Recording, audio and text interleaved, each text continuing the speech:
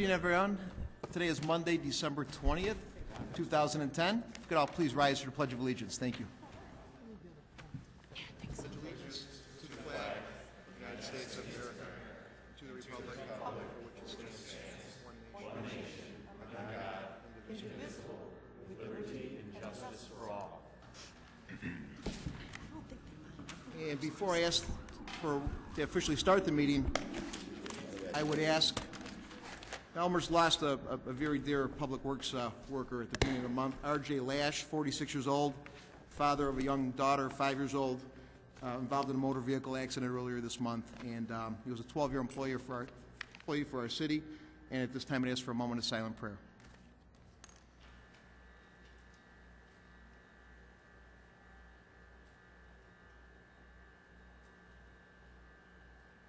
Thank you. And at this time, I'd officially like to call the meeting the roll. Clerk Spencer, call the roll, please. Gudenkopf. Here. Pezza. Here. Shea. Here. Leader. Here. Rose. Here. Graham. Here. Pipskin. Absent. York. Here. Healy. Here. Morley. Here. Kennedy. Here. Mulliner. Here. Wagner. Here. 12 present, 1 absent. 12 present, 1 absent. We have an official quorum. At this time, I would ask if there are any written communications and/or petitions in the public. If there is anybody who would like to present those at this time, if they please rise at this time and present those to Clerk Spencer, who's up here to my right. Anybody with any written communications and/or petitions from the public? Okay, I'll go on to our public forum portion of our meeting. Clerk Spencer, do we have anybody sign up for public forum tonight? Yes, Mr. Mayor, we do. We have 3 people, and I'll start out with Claude Pagash, 566 West Gladys. My name is Claude Pagach. I live at 566 West Gladys. And at this time of the year, we're all asked to kind of reflect on what took place during the year. A couple of meetings ago, this council proposed a tax increase for people of Elmhurst property tax. There was great reluctance and sympathy spoken about this need for this tax increase, but the bill passed. Last meeting came up for final vote,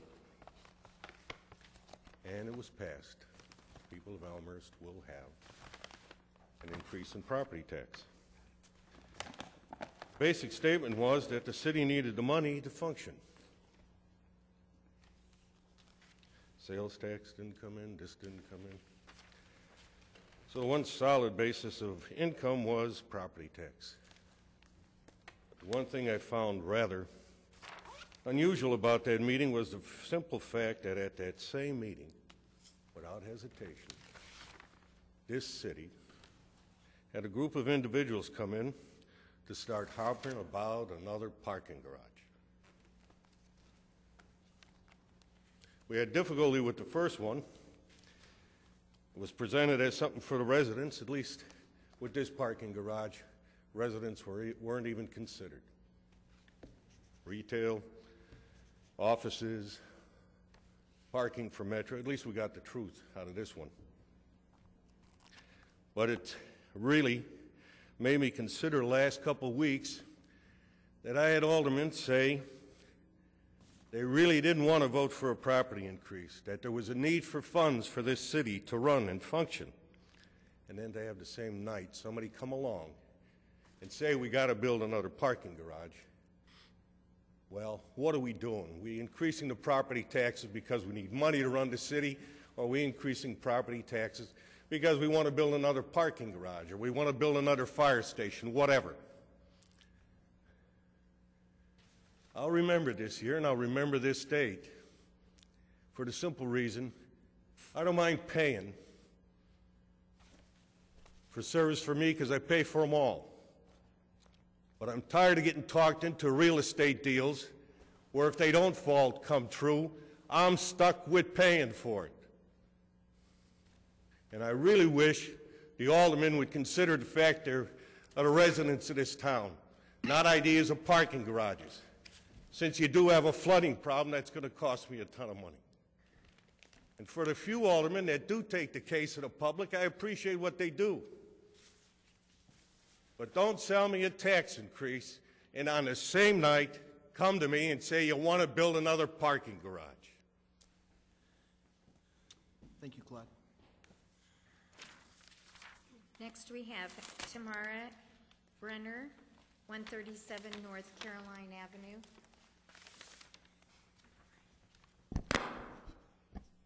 Tamara Brenner, 137 North Caroline Avenue. I'd like to comment on some of the mayor's editorial remarks made during the last city council meeting. First, the mayor said he doesn't like surprises. This was in the context of an alderman proposing an amendment to an ordinance that was up for a vote. Fair enough, surprises might not be good, but what I really don't like are double standards. Just a few months ago, the motor fuel tax ordinance was up for a vote, and an alderman proposed an amendment to that. This seemed to be a surprise to at least some of the aldermen, hopefully at least 8 of them, in fact, otherwise an Open Meetings Act violation comes into question. It was also a surprise to anyone in the community interested in following city business, whether they were physically sitting in the audience that particular night or not. But since it wasn't a surprise to the mayor's inner circle, who obviously discussed the proposal ahead of time behind closed doors, I guess that made it okay in the mayor's book. Those who don't like surprises should consider leading by example and should not be involved in imposing surprises on others. Next, there was a comment about the supposedly insufficient concern by some for the well-being of the public school district. For one thing, that comment was completely out of left field without direct connection to the discussion at hand. And additionally, that was not the first time that the mayor has impugned the motivation of others from the dais. I find these types of remarks totally gratuitous and uncalled for. People may agree or disagree on policy for all kinds of reasons, and it would be more appropriate for the mayor to find another time and place to express his presumptions about the motivations of those who happen to disagree with him on a particular matter. Finally, there was once again the reminder about the mayor being the one to run the meeting. It seems to me that if council meetings were being run well, these frequent reminders would be unnecessary. So I think the mayor should concentrate not simply on running the meetings, but on running the meetings well. And that would include him as meeting chairman, among other things, refraining from editorializing. Thank you, Ms. Brenner. Kevin Diamond, 120 Kenmore. Kevin Diamond, 120 Kenmore. On Monday, December 6th, I tuned in to watch the City Council meeting on AT&T Uverse, Channel 99. You can watch them live. I recommend it for folks that can't make it here. As you're all well aware, one of the agenda items was to pass the tax levy for next year. I was amazed when Alderman Pezza made a motion to amend the levy amount. For $375,000 she claimed to discover while reviewing the TIF2 financial statements. The motion was seconded by Alderman Brahm and supported by Alderman Shea and Gutenkopf. After further review, we all now know that this $375,000 was paid back 3 years ago. As much as some may have found her antics, oh well, comical, I find her actions offensive, considering the seriousness and ramifications of levying the proper amount.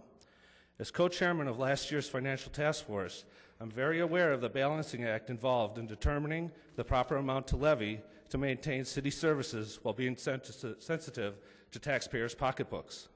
While serving on the task force, I had the privilege of working with Marilyn Gaston and Tom Trozine, as well as city manager and other city staff, and have always found them ready, willing, and able to provide answers to any questions regarding the city budget. I believe they have the awards to support my claims that their expertise in city finance. In spite of Mayor DeCiani's plea for no surprises, Alderman Pezza refusal to reach out to city staff to determine if her discovery was indeed legitimate is cause for concern. Apparently, Alderman Pezza sent an email asking if there was any change in accounting policy. This is not reaching out for answers. In fact, it provides further evidence that our actions were premeditated, politically motivated, in an attempt to embarrass the mayor, city staff, and her fellow aldermen, who wasted over an hour debating the merit of her fictitious claim.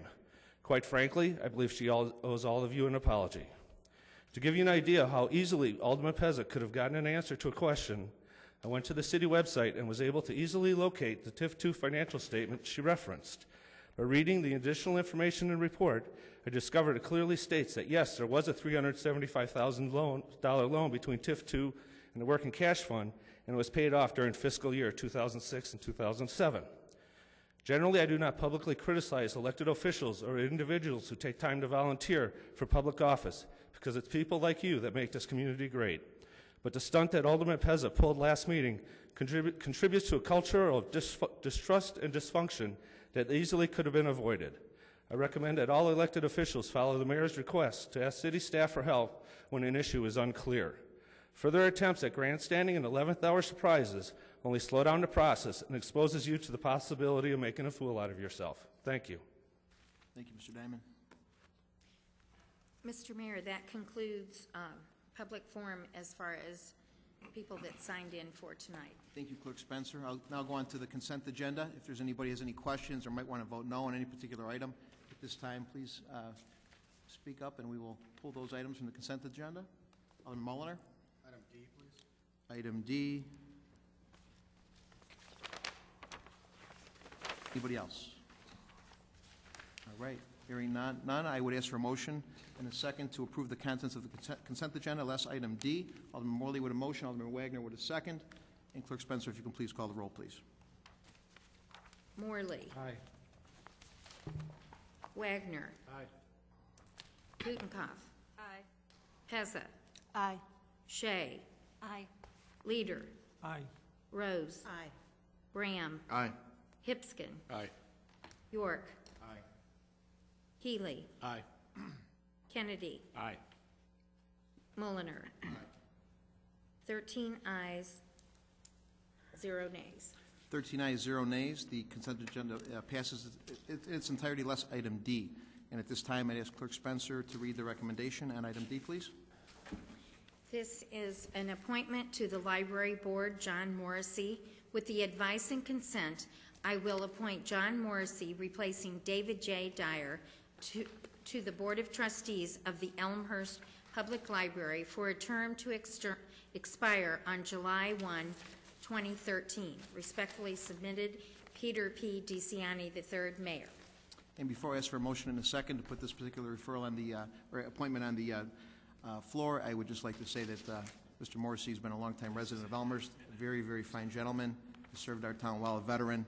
His resume speaks for itself, and at this time I ask for a motion in a second to put the appointment on the floor, please. Alderman Mulliner with a motion, and Alderman Healy with a second. Alderman Mulliner.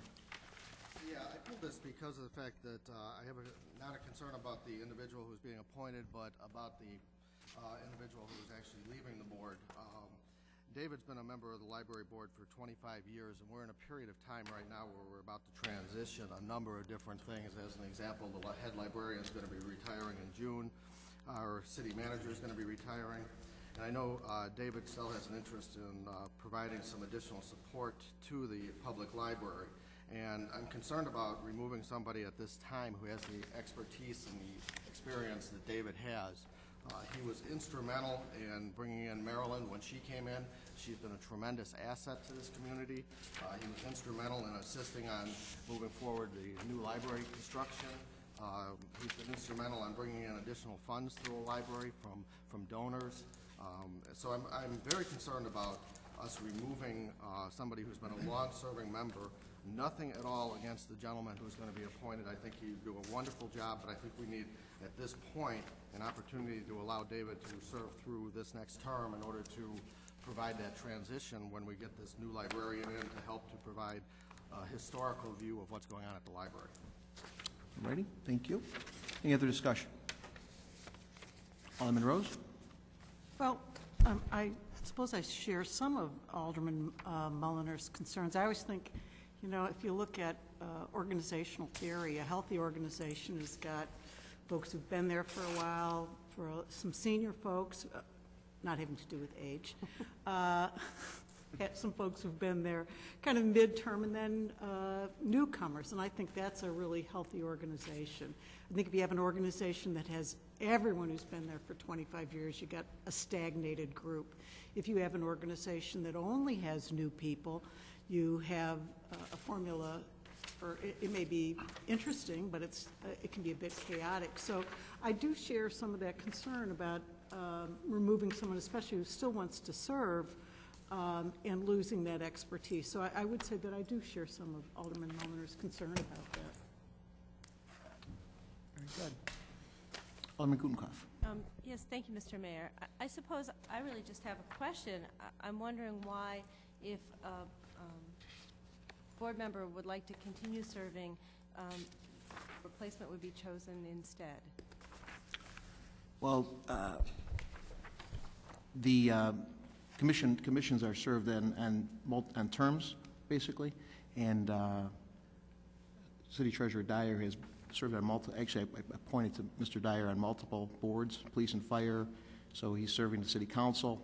There's sometimes even a situation where some people might ask, why, can you serve both boards?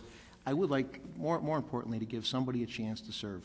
Somebody new, somebody fresh, somebody has kids in our system, and I don't see any issue with bringing fresh blood in to give a different perspective. This gentleman actually has an HR background, so in this hiring process, this is what he does for a living. I think that's important.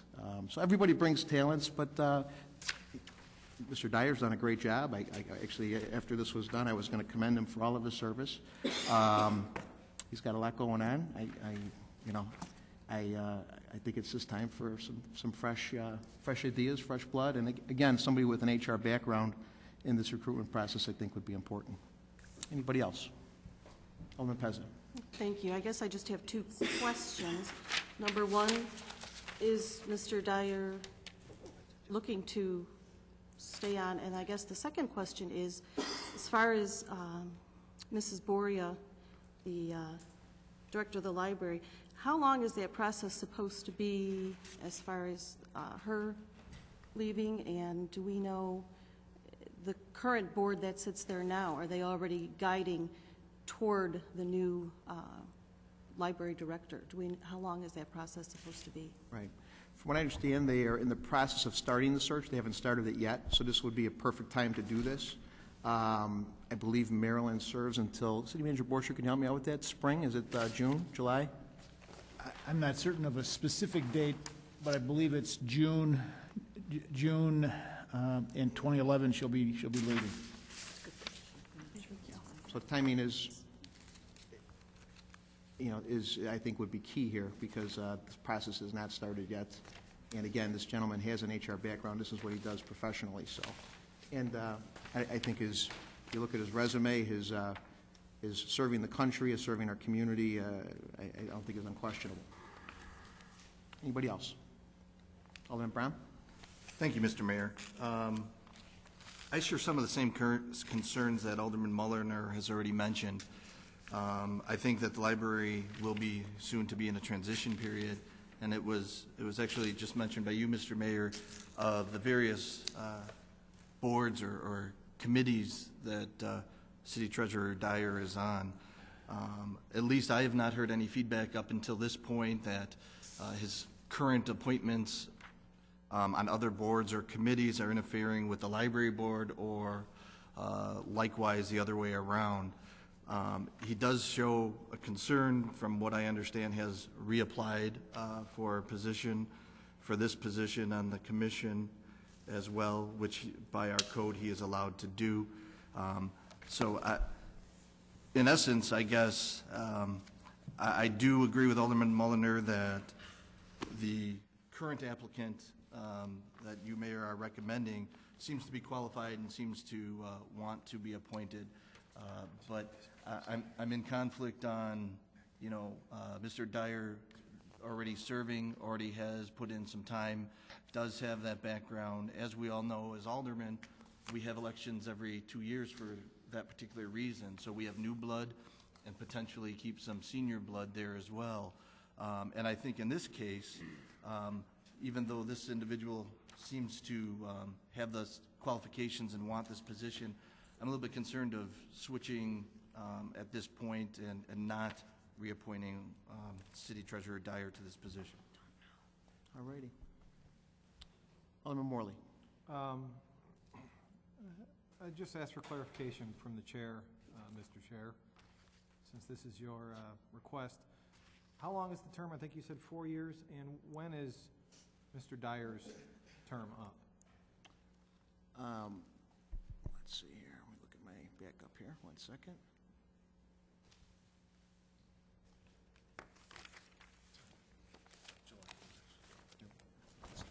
I went to, I'm going green. I got a new laptop up here, so I apologize. I'm going to the hard copy real quick here. His appointment was up June 1st of this past year. So.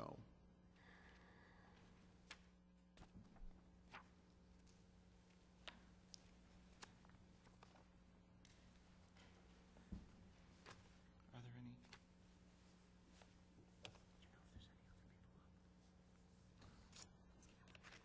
Question? Anything else? Go ahead. Alderman Gutenkopf. Yes, actually, I'd like to hear from City Treasurer Dyer about this position and about his desire to serve and what he believes he can still bring to the library board. Treasurer Dyer, would you like to speak regarding that request? I enjoy what I do. I have represented Elmhurst at the state level, at the State Library Advisory Committee, at the local level, at the Metropolitan Library System. I was president there 2 terms. I've been appointed by every mayor since Abner Gannett, which, yes, it is a long time. The board has, I'd say, an average of about 10 years for members. We have one that's brand new, and one that's 4, another one that's 7, and another one that I believe is 15. And I enjoy it. I think that the library is facing some concerns with a change in management. Marilyn is retiring June 30th, and we've got to hire another one. We've hired a search firm already, and that's where that is. I would like to stay, yes. I enjoy it. The other 2 boards I sit on, the police and fire, they're by ordinance. The city treasurer automatically is appointed to those 2. Not something I asked for, but something that comes with my position as city treasurer. Any other questions, please? Anybody else? All right. Hearing none, I ask Clerk Spencer to call. Oh, Alderman Morley?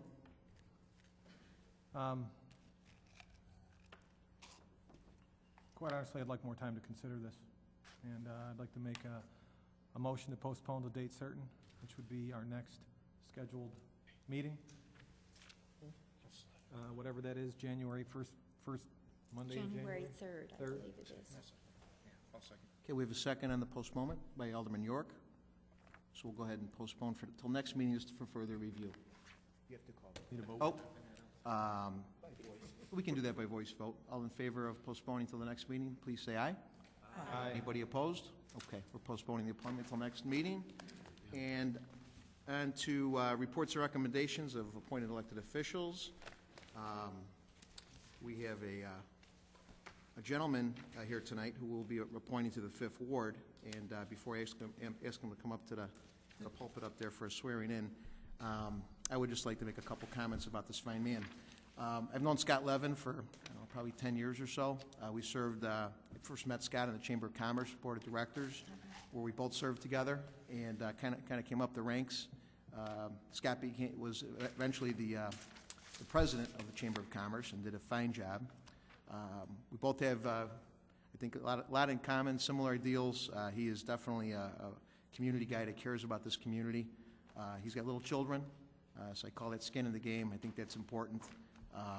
There were a lot of good people that applied for this position, a lot of really, really talented people. And but this man stood out amongst that talent. And I was so happy to have so many people step up to want to do the job. I think that's incredible. When almost 6 people want a position, I think that speaks a lot about the talent that we have in this community as far as people that want to volunteer their time and on behalf of the 43,000 people that we have here. But Scott's a special guy. He's got a lot of talent. He's an attorney. He is a family man.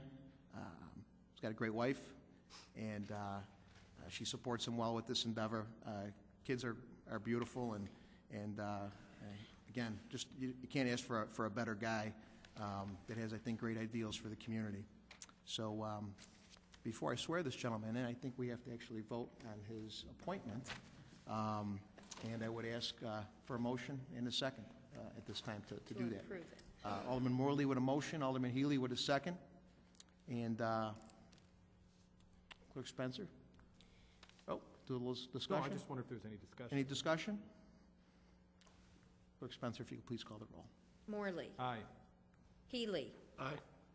Gutenkopf. Aye. Pezza. Aye. Shea. Aye. Leader.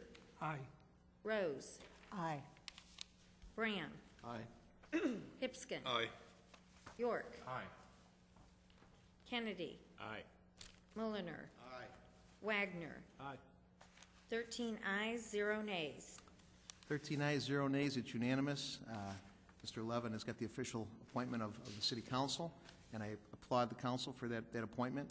And at this time, I'd ask Alderman-elect, or Alderman-to-be, Alderman, Fifth Ward Alderman, Scott Levin, to come up to the podium here for swearing in.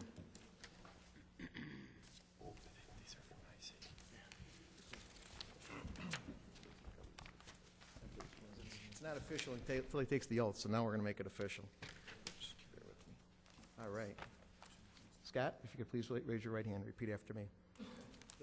I, Scott Levin, I, Scott Levin, do solemnly swear do solemnly swear and affirm that I will support the Constitution of the United States of America, and affirm that I will support the Constitution of the United States of America, the Constitution of the State of Illinois, the Constitution of the State of Illinois, and the charter laws and ordinances of the City of Elmhurst, and the charter laws and ordinances of the City of Elmhurst, and that I am qualified to serve and will faithfully discharge the duties of Alderman and I am qualified to serve and will faithfully discharge the duties of Alderman of the Fifth Ward of the Fifth Ward according to the best of my ability. according to the best of my ability, So help me God. so help me God. You're in. You're in. Congratulations.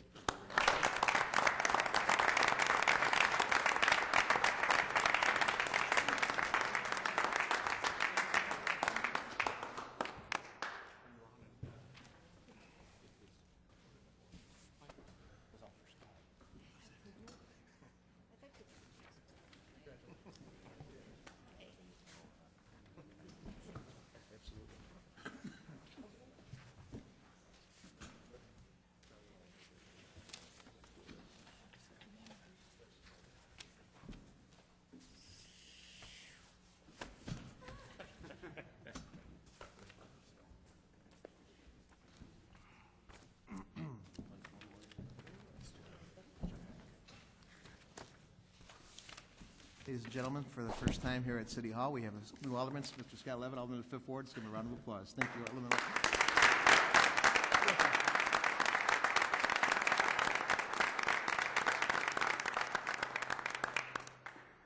All right, I will now go to our city manager. Actually, that's it from me as far as updates. It's been a busy year. It's been a great year. We've had some challenges, but I think we've stepped up to those challenges pretty well. We got a balanced budget. We stepped up to the flooding pretty well. We've got a task force and an engineer that we're going to announce tonight. And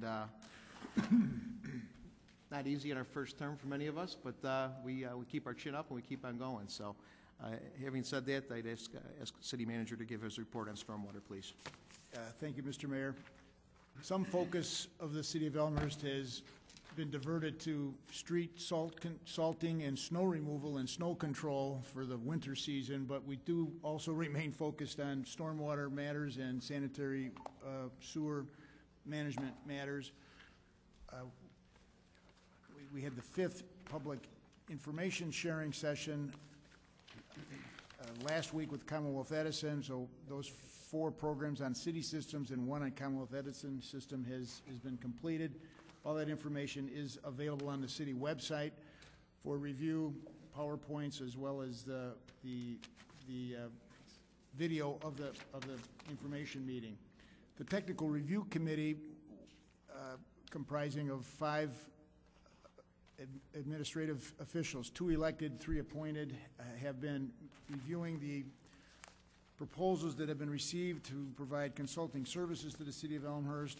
Last week, after a prior week review of 4 presentations made by the 4 consulting firms, the team of Burke and RGN, the second firm Baxter and Woodman, the third group was V3 and CDM, and then the fourth group was Engineering Resource Associates. Those 4 firms were interviewed at length, questions and answers asked and answered. The Technical Review Committee then met to a review of the objective process that they agreed to follow in the evaluation of those 4 firms. And the firm that was selected to now negotiate a contract for work was the Burke RGN team. The qualification-based selection system is a system that is designed to first review the qualifications and the ability of a firm to respond to the client's project needs, ability to have staff to support the project, the consultant's effort of sorting out the job responsibilities, and their ability to provide the deliverables that have been requested in the original request for qualifications and scope of work. So that work's been done. The Burke RGN team has been selected to now select or receive a consulting proposal from.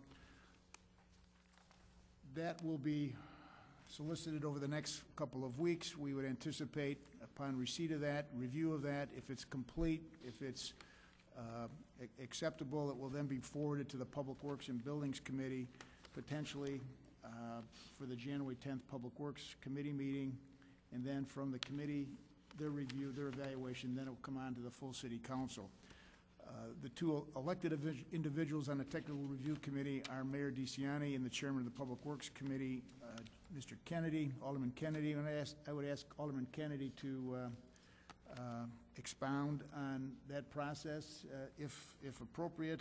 And it's, again, the staff's understanding that upon selection of the consultant under contract, the scope will be further identified, and on to working with the community, the neighborhoods, the task force, and the City Council in February, March, and April, hoping to get significant deliverables back by the mid-year next year.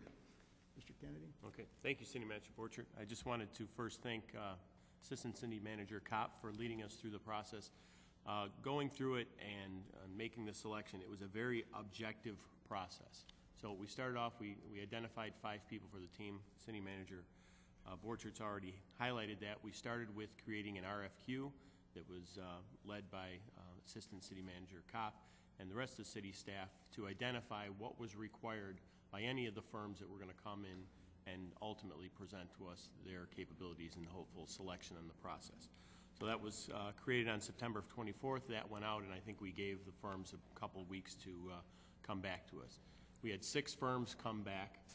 During that time, the 5 of us met. We were trained on the QBS process, and this is something that's been used by municipalities all over the country to identify critical qualifications and then evaluate firms based on those qualifications and the set of criteria that are decided upon for these types of projects. So we're all on the same page based on that training, and we received packets from each of the 6 firms, and we're given scoring criteria and weightings to look at those firms. We took that information, and of those 6, there were 4 that we decided to go forward with. There were 4 of those 6 that were clearly better than the other 2. I believe in one case, one of the firms didn't even meet the requirements of the RFQ, and I don't remember off the top of my head why the other one didn't, but again, the other 4 were clearly a cut above the rest. We then decided on a date to have the folks in. I believe that was Friday, December 3rd, if memory serves me. We did a blind draw for timing, and we had the firms in at 8, 9, 10, and 11 on that day, each for an hour to present their capabilities. From there, we came back a week ago Monday. We spent the weekend reviewing the information and what we saw ourselves, and then came together and brought our scores together and determined who was a cut above the rest. And in the case, all 5 individuals on the team rated Christopher Burke number 1. There were different variations as to how 2, 3, and 4 came about, but clearly based on the firm's capabilities, their experience, what they've done in these types of projects, and the leverage they have, they were clearly a cut above the rest in terms of their capabilities. That's not to say that the other firms are not capable. We've had Baxter and Woodman do years and years of work for us, most recently on the anaerobic digester and things at the sanitary sewer system. V3 has done work down on Brush Hill. We've had ERA do work on the levee. So, and obviously the work that Christopher Burke has done here most recently, all very capable firms, but as we went through this, it was very clear that Christopher Burke's firm and RJN are the best for this situation. So that's what we're going to go through in terms of from a negotiation standpoint. Certainly one thing that concerns me, and I know would concern others, is from an oversight standpoint. And what we have to remember is this is a comprehensive plan. This is going to give us identification of places where we need to go off and potentially spend money to alleviate our problems. Those projects that come from that are going to be an open process. So we will bid out engineering services again. We will bid out construction along with each one of those projects. So again, we've asked Burke to come back to us with a comprehensive plan.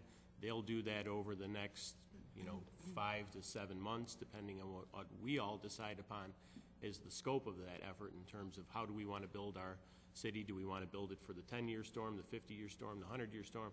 We got to make all those decisions here collectively, because that's going to push their engineers towards a particular way of thinking as well. So I think we've made a very good selection, and I look forward to seeing the end product from Burke, and especially they're going to be coming back to us, I think, ultimately if we get a negotiated agreement here very early in January to talk about next steps in the process. So thank you. Thank you, Chairman Kennedy. All right. And I will go on to item number 6, other business. This time, is there any other business that you'd like to discuss at this time? Alderman Pezza? Thank you, Mayor. Just a quick address to a comment made. Certainly, if I am ever asked to apologize for anything, I think that needs to be addressed. And if I ever thought I did something or said something inappropriate or wrong, I would be the first to stand up and apologize, and hopefully without even being asked. That being said, I cannot and will not ever apologize to the good, hardworking people of this town for trying at any moment to save a penny if I can. The only thing I am sorry about is we were not able to find a way to reduce the levy or to save some money, but I can promise you one thing. I will certainly keep trying. That's who I am. That's what I'm about. I do that in my own home, and I promise to do it for the people I represent. So I'll keep looking. I'll keep trying. I'll keep asking. And if I'm wrong, I'm willing to accept that. Maybe one of these days we can all find some way and surprise everybody with a great way to save some money and some taxes. So thank you very much. Thank you, Alderman. I think we all feel the same way. We're all trying to get the best bang for the buck for the constituents and deliver the best service as possible. Just how we go about doing it, I think, is the difference. But certainly, I think every one of us up here is trying to do the best we can. So, anybody else for other business? Hearing none, I go to announcements. Any announcements? Alderman Brown. Thank you, Mr. Mayor. I actually have 3 announcements. One and foremost, welcome Alderman Levin to the City Council. It will be a pleasure serving with you, especially over these holiday months. Just kidding. But especially in the upcoming months, you'll experience for the first time the budget cycle, which is always fun. And tell your wife and children not to wait up for you. The second thing is we all received the second quarter financial report, fiscal 2011. I'm not cheering here on this regard, but the forecast or the projection for this fiscal year looks like we will be over the projected budget levels, not that it's a good thing, but budget levels by 600+ thousand. That doesn't mean Elmhurst residents and everybody else should stop buying gas here or stop shopping here, because it's definitely needed. This is only a projection, and as we all know, we can go south at any moment.